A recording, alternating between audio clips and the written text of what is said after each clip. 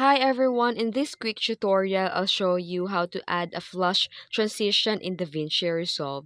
This effect creates a smooth and professional looking bright flash between clips, often used in high energy edits and music videos. First, open the DaVinci Resolve and switch to the edit panel.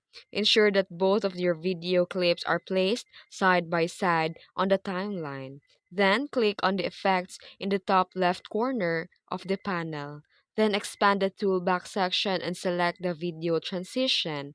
Then scroll down to find the fusion transitions. Locate the brightness, flush, and drag it between your two clips on the timeline.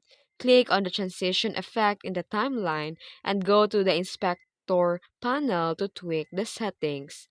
And also for the duration, you can increase or decrease to control how long the flash lasts. The brightness, you can adjust the intensity of the flash effect.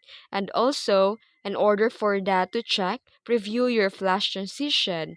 Press play to preview your transition. And if needed, make a further adjustment until it looks just right.